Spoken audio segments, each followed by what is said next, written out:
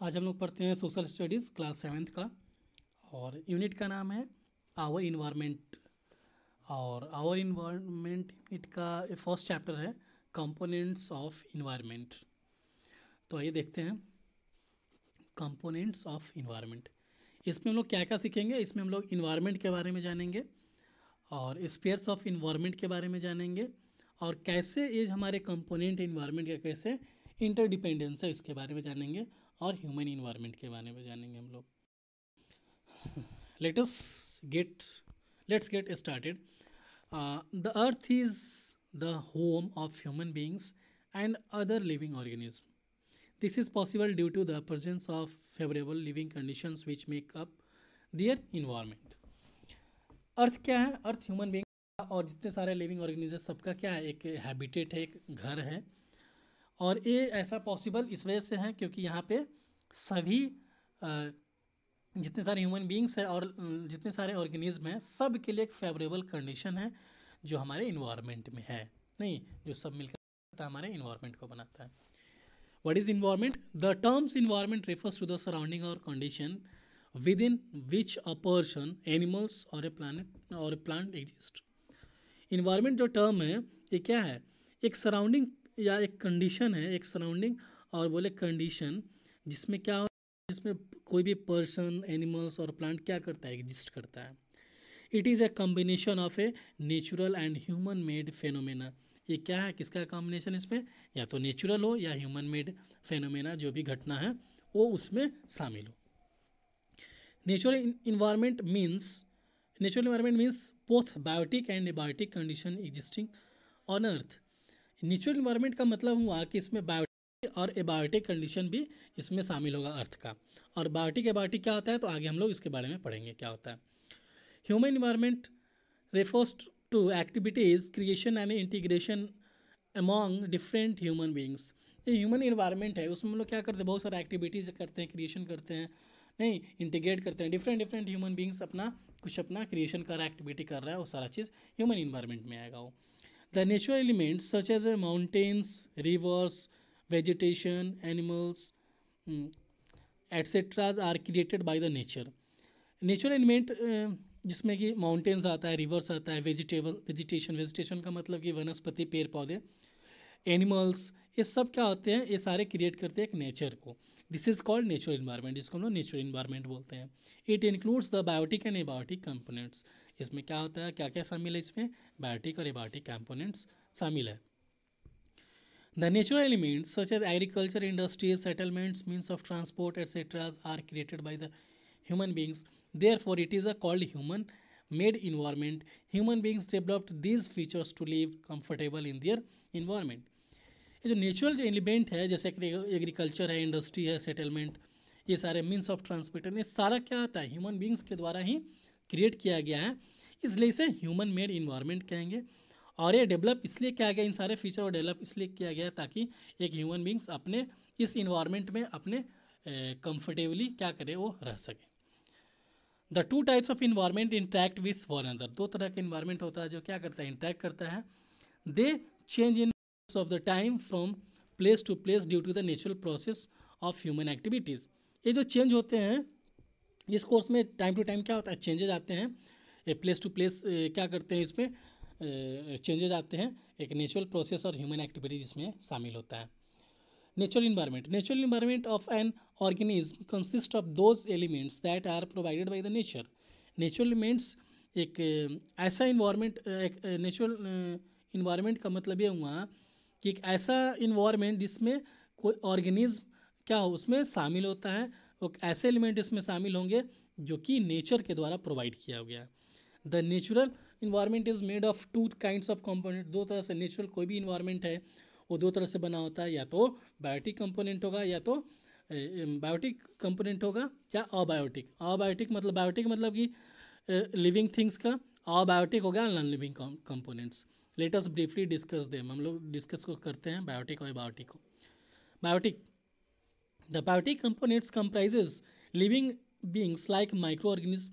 अभी biotic components में कौन आएगा इसमें, तो माइक्रो ऑर्गेनिज्म आएगा, प्लांट्स आएगा, एनिमल्स आएगा, including man. This is also known as living और बायोलॉजिकल इन्वायरमेंट, इसको हम लोग लिविंग और बायोलॉजिकल इन्वायरमेंट भी के नाम से जानते हैं।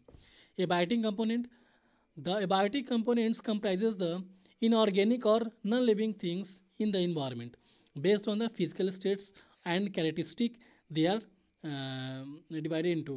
अच्छा, ये जो एबायोटिक कंपोनेंट्स है इसमें क्या आता है, इनऑर्गेनिक यानी कि नॉन लिविंग थिंग्स इसमें आएंगे इस इन्वायरमेंट में, और ये बेस्ड होगा स्टेट और कैरेक्टरिस्टिक पे, और इसको दो भाग में बांटा गया है, और ये बांटा गया है कंपोजिशन ऑफ इन्वायरमेंट में। The term environment is a sum total of all the surrounding, पूरे सराउंडिंग के एक सम किया जाए तब हम लोग बोल सकते हैं कि ये टर्म इन्वायरमेंट है। That is the physical and biological, दोनों इसमें आएंगे, फिजिकल भी आएंगे और बायोलॉजिकल भी आएंगे। It it encompasses the physical and non living and biological और living components of the earth. इसमें कौन कौन आएगा, इसमें फिजिकल या फिजिकल बोले या नॉन लिविंग बोले, नॉन लिविंग कंपोनेंट्स बोले, या अगर बोल रहे हैं तो बायोलॉजिकल और लिविंग कंपोनेंट इसमें आएगा।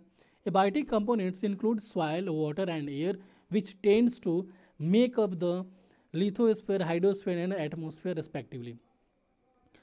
एबायोटिक कंपोनेंट में बोले तो इसमें सॉइल आएगा, वाटर आएगा, एयर आएगा, नहीं, और जो सब क्या करता है, which tends to make up the, ये क्या बनाता है, लिथोस्फीयर, हाइड्रोस्फीयर एंड एटमोस्फीयर, सब इसी से तो बना है। Whereas biotic components includes all the life form in the sphere। और जहाँ बायोटिक की बात करें तो बायोटिक कंपोनेंट्स में क्या कहता है, लाइफ फॉर्मेशन जो प्रेजेंट में जितने सारे स्पेयर है, जैसे प्लांट हो गया, एनिमल हो गया, ह्यूमन बींग्स, ये सारे उसमें प्रेजेंट होते हैं। The biotic and abiotic components of environment keeps on interacting with each other. ये जो बायोटिक एबायोटिक कंपोनेंट है ये इन्वायरमेंट में हमेशा एक दूसरे से क्या करते हैं, ये इंटरेक्ट करते रहते हैं। The interaction leads to the change on the earth. ये जो इंट्रैक्शन जो होता है उसका चेंजेस हमको अर्थ पे देखने को मिलता है। Biotic components are dependent upon the abiotic components.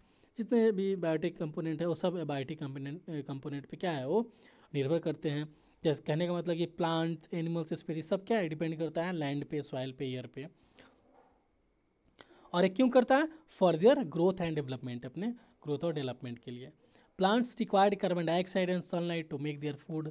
Plants बिना कार्बन डाइऑक्साइड और सनलाइट का अपना फूड बना ही नहीं सकता है। तो कार्बन डाइऑक्साइड, सनलाइट क्या हुआ, ये बायोटिक हो गया, प्लांट क्या हो गया, बायोटिक हो गया। Likewise humans being also require oxygen, water, soil etcetera for survival. Human beings भी, वो भी, उसको भी जीवित रहने के लिए उसको जो ऑक्सीजन चाहिए, वाटर चाहिए, सॉइल चाहिए। तो ये ऑक्सीजन, वाटर, सॉइल क्या है, ये सब तो ये बायोटिक ही तो है, हम लोग बायोटिक है। तो देख रहे हैं कैसे बायोटिक और एबायोटिक दोनों आपस में अपना इंट्रैक्शन कर रहे हैं। अगला जो कैरेक्टरिस्टिक स्टेट जो है वो है interdependence of component of environment. The physical environment and the biological environment are interdependent, जैसा कि आपने देखा अभी, बिल्कुल इंटरडिपेंडेंट है आपस में एक दूसरे पे। These two components of the environment are inseparable altogether, that is they can not be separated altogether। बात सही है। अगर आप लोग चाहोगे, अगर कोई भी चाहे, बायोटिक चाहे कि हाँ हम उस पर डिपेंड नहीं रहे, चाहे ये चाहे कि बायोटिक चाहे हम उस पर नहीं डिपेंड रहे, तो ऐसा हो भी नहीं सकता है, दोनों को एक दूसरे पे डिपेंडेंट रहना होगा। Besides being interlinked very much, these two components are interacting all the times. अब इंटरलिंक्ड तो कर दिया गया दोनों को, इसके अलावे भी ये आपस में दोनों कंपोनेंट आपस में क्या करते हैं, टाइम टू टाइम इंटरेक्ट करते रहते हैं। A change in any one of the components bring change in the other। एक जो चेंज अगर कंपोनेंट्स में आता है तो ऑटोमेटिकली देखते हैं दूसरे में चेंज ये आ ही जाएगा। For instance natural climates such as floods changes the scenario of agricultural field.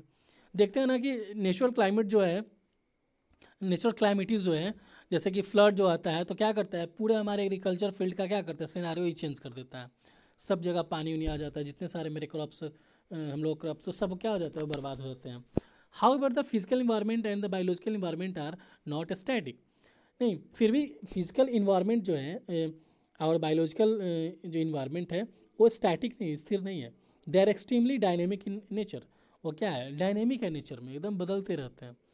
They are not only continuously interacting with each other but also changing within themselves और including change in other in each other. ऐसा नहीं कि interacting करते रहते हैं तो उसमें changes नहीं होते, आपस में हमेशा एक क्या करते हैं, खुद से ये चेंजेस लाते रहते हैं एक दूसरे में। This interaction and changes are both sudden and slow. ये जो इंट्रैक्शन जो होता है तो या तो सडन हो सकता है या धीरे धीरे भी हो सकता है। अब हम लोग देखेंगे spheres of environment. Environment can be classified into 4 major spheres. Environment जो है क्लासिफाइड किया गया है 4 मेजर स्फीयर्स में, lithosphere, atmosphere, hydrosphere and biosphere. तो सबको बारी बारी से देखते हैं। लिथोस्फीयर, लिथोस्फीयर का मतलब हुआ land masses, land areas. The lithosphere और the crust is the hard top layer and is covered by a thin layer of soil. Lithosphere बोले या द क्रस्ट बोले, ये लैंड का सबसे टॉप लेयर होता है जो बिल्कुल हार्ड होता है और कवर होता है एक थिन लेयर ऑफ सॉइल से। It is an irregular surface with various landforms such as a mountains, plateau, plains and valley. और ये जो इरेगुलर सरफेस इसका होता है उसमें वेरियस आपको लैंडफॉर्म्स मिलेंगे, जैसे कि माउंटेन मिलेगा, प्लेट्यू मिलेगा, प्लेन्स मिलेगा, वैली मिलेगा। It provides us forest, grassland और फॉर ग्रेजिंग। और ये प्रोवाइड करता है फॉरेस्ट भी ग्रासलैंड के लिए, आपको अपने कैटल्स को ग्रेजिंग कराने के लिए। लैंड्स फॉर एग्रीकल्चर, आपको लैंड मिलेंगे एग्रीकल्चर करने के लिए। And human settlement and minerals for industries, और आपको ह्यूमन सेटलमेंट मिलेगा, ह्यूमन सेटलमेंट और एग्रीकल्चर मिलेगा, आपको उसके लिए लैंड मिलेगा, और मिनरल्स मिलेगा आपको इंडस्ट्री के लिए। आगे है हाइड्रोस्फीयर। हाइड्रोस्फीयर मतलब कि वाटर, हाइड्रो नाम से ही पता चल रहा है। Hydrosphere refers to all the water bodies on the earth surface. Hydrosphere में क्या होता है, जितने सारे वाटर बॉडीज है ये सब अर्थ सरफेस पे ही आता है। It includes the water bodies like ocean, seas, rivers, lake etcetera. इसमें सारे शामिल है, जितने सारे वाटर बॉडीज है, चाहे वो ओशियन हो, सी हो, रिवर हो, लेक हो, सब इसी में आएंगे। Water is found in 3 states. Water तीन स्टेट में पाए जाते हैं, solid, liquid and gas. Earth is covered with 71% of the water. Earth क्या है, 71% पार्ट इसका क्या है, वाटर से कवर्ड है। Out of this 97% of found in the out of this 97% is found in the ocean, sea etcetera. और इस 70% 71% का जो 97% है वो कहाँ पाया जाएगा, ओशियन में, सीज में और इस जगह और भी सारी जगह। Which is सेलाइन and rest 3% is found in the reverse. और ये जो 97% का जो है ओशियन और सी में जो पाए जाते हैं वो सैलिन होते हैं, यानी कि वो नमकीन होते हैं।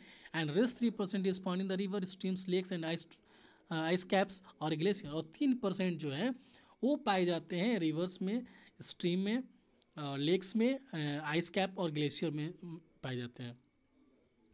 Water is in a continuous motion in the earth and this continuous motion is known as a hydrological cycle. ये जो वाटर जो है कंटिन्यूअस क्या करता है, ये अर्थ पे क्या करता है, मोशन करते रहता है, मूव करते रहता है। और एक कंटिन्यूअस जो मूवमेंट इसका क्या कहलाता है, हाइड्रोलॉजिकल साइकिल कहलाता है। From hydrosphere water gets evaporated into the atmosphere where condensation takes place, and then in the form of raindrops water falls on the lithosphere. So in this way water keeps on moving from one sphere to another. इसमें hydrological cycle कहा गया है क्योंकि ये जो hydrosphere है, ये water क्या होता है, इसमें इवेपोरेट होता है, एटमॉस्फेयर में चला जाता है, फिर वहाँ कंडेंस होता है। कंडेंस होने के बाद as a water, as a rain and as a rain drop क्या करता है, फिर से ये क्या होता है, लिथोस्फीयर पे आ जाता है। और इस तरह ये साइकिल क्या होता है, ये चलते रहता है एक दूसरे के sphere, lithosphere, hydrosphere, lithosphere, hydrosphere. Hydrosphere is very important for all sorts of life. जितने सारे हमारे इम्पोर्टेंस ऑफ जितने सारे लाइफ है सबके लिए क्या, हाइड्रोस्फीयर तो बहुत ही इंपॉर्टेंट है। It provides a habitat to the marine life and the food in the form of fish, steams, crabs etcetera. और ये प्रोवाइड करते हैं, किसके हैबिटेट करते हैं, किसके हैबिटेशन के लिए काम आते हैं, जो मैरीन लाइफ है, जो समुद्र में जो रहते हैं वैसे क्रिएचर, उनको क्या करता है, ये हैबिटेट देता है, ये फूड देता है। किस किस को देगा, जैसे कि फिश को देगा, सिम्स को देगा, क्रैब्स को देगा, इस सब चीज़ को। International trade is carried on in the reverse and the ocean. International जो ट्रेड जो होता है, अंतर्राष्ट्रीय जो हम लोग व्यापार करते हैं, वो क्या होता है, इस रिवर और ओशियन के माध्यम से ही होता है।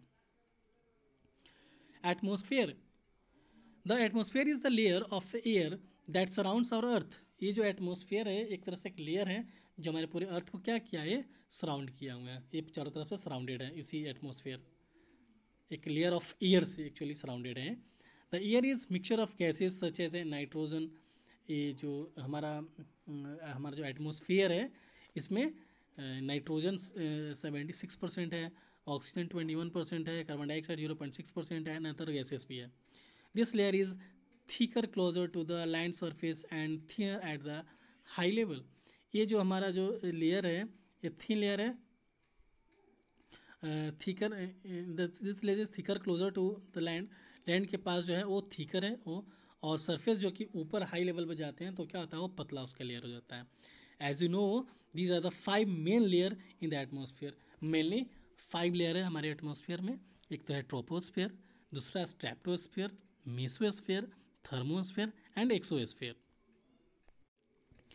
ओजोन लेयर हमारा एक अपर मोस्ट लेयर है, और 1980s मिड 1980s में साइंटिस्ट ने बताया था कि जो ओजोन लेयर है जो कि अंटार्कटिका के ऊपर वो क्या हो गया, वो पतला हो गया लगभग 40 to 50%, और ये धीरे धीरे क्या हो रहा है, डिप्लीटिंग हो रहा है धीरे धीरे।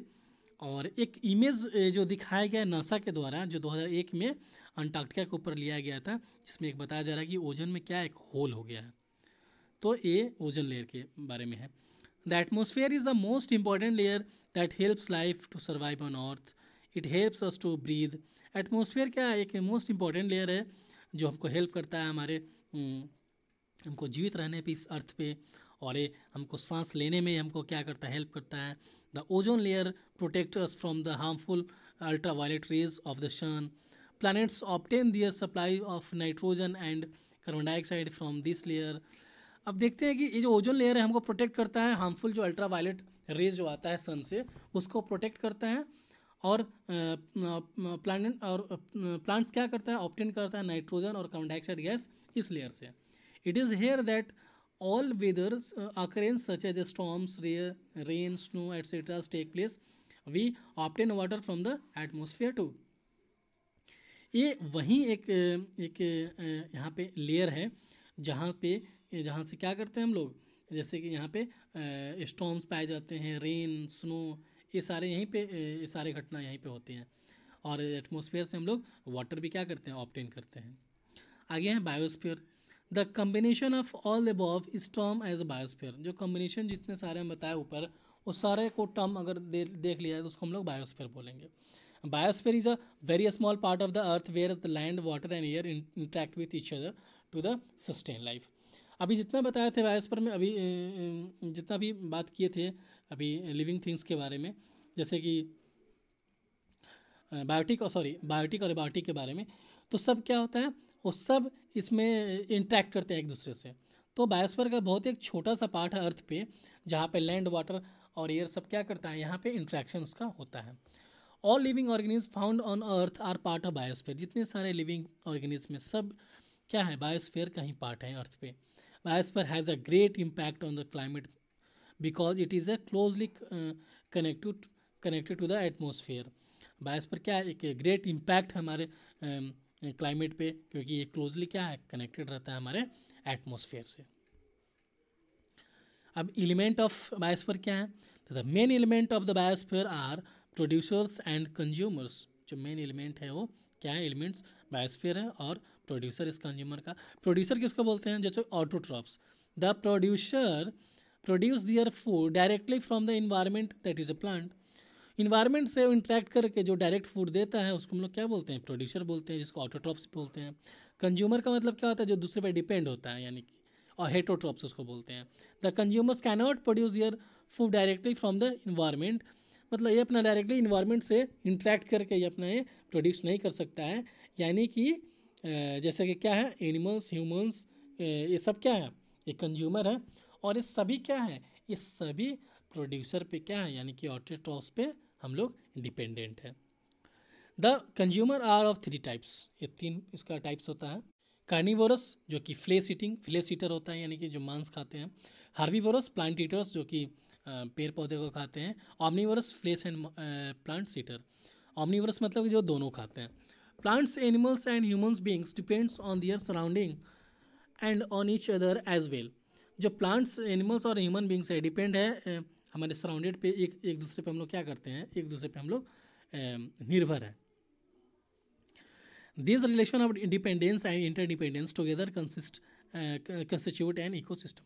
और ये जो रिलेशन है डिपेंडेंसी का और इंटरडिपेंडेंसी का, ये सब मिलकर क्या बनाता है, एक इकोसिस्टम का निर्माण करता है। Human environment, human beings are in important part of the biosphere. Human beings क्या है, एक बहुत इंपॉर्टेंट पार्ट है इस बायोस्फीयर का। In fact humans are the only living organism who have consciously altered the environment to suit their needs। Human beings एक ऐसा living organism है जो क्या करता है, इस इन्वायरमेंट को अपने नीड के अकॉर्डिंगली क्या कर सकता है, कुछ अल्टर, कुछ अपना सुधार भी उसमें कर सकता है और करता भी है। Early humans lived in the natural environment and adapted themselves according to the surrounding. Early जो पीपल जो थे वो लोग नेचुरल इन्वायरमेंट के अकॉर्डिंगली क्या करते थे, वो लोग खुद को अडॉप्ट करते थे, उसके सराउंडिंग के अकॉर्डिंगली खुद को अडॉप्ट करते थे। With the passage of the time, the requirement of the human beings increases, and in the order to fulfill their needs, human have modified their natural environment through various activities। अब लेकिन कुछ समय बीतने के बाद जो ह्यूमन बींग्स का जो रिक्वायरमेंट क्या हो गया, वो बढ़ने लगा, और अपने नीड्स को फुलफिल करने के लिए उसने क्या किया, अपने नेचुरल इन्वायरमेंट को वेरियस एक्टिविटीज़ के द्वारा क्या किया, मॉडिफाइड करते गया। हम लोग वर्ल्ड इन्वायरमेंट डे कब मनाते हैं, 5 जून को मनाते हैं हर साल। Farming, grazing, mining, lumbering industries, transport and construction are some human activities that have changed our natural environment. ये फार्मिंग हो गया, ग्रेजिंग हो गया, माइनिंग हो गया, ये सब इंडस्ट्रीज जितने सारे इसमें दिए हैं, वो सारा क्या करता है, वो ह्यूमन एक्टिविटीज़, जितने सारे ह्यूमन इस तरह के ह्यूमन एक्टिविटीज़ होता है, सब नेचुरल इन्वायरमेंट को क्या करता है, वो मॉडिफाइड कर रहा है, सबको कहीं ना कहीं वो चेंज ला रहा है उसमें, हमारे नेचुरल इन्वायरमेंट में। This has resulted in description of the ecological balance. ये जो क्या करता है, इसका रिजल्ट क्या होता है, हमारे इकोलॉजिकल बैलेंस क्या होता है, इसमें कुछ बदलाव आने शुरू हो जाते हैं। Degradation of the environment has been brought about primarily by human intervention. अब जो हमारे इन्वायरमेंट में जो डिग्रेड होने लगता है, क्योंकि ये हमारे ह्यूमन जो बीइंग है इसमें क्या करते हैं, इंटरफेरेंस करना शुरू कर देते हैं। Therefore, we need to be sensitive and aware of the various environment problems and take care not to destroy our environment any further। इसलिए हम लोग को अब करना क्या चाहिए, हम लोग को ज़रूरत है कि इस मामले में हम लोग काफ़ी सेंसिटिव बने, अवेयर बने, ताकि हमारी इस इन्वायरमेंटल को जो प्रॉब्लम है उसको हम लोग टेक केयर करें, डिस्ट्रॉय होने से बचाएं, और आगे हम लोग क्या करें, बैलेंस करके सब चीज़ को चले, ताकि सब चीज़ बैलेंस होगा, ह्यूमन इंटरवेंशन को कम करना होगा। इस तरह ये आपका था चैप्टर ख़त्म हो गया। इसको अच्छे से पढ़ना है, 1-2 बार पढ़िएगा, और मिलते हैं अगले वीडियो में। Thanks lot.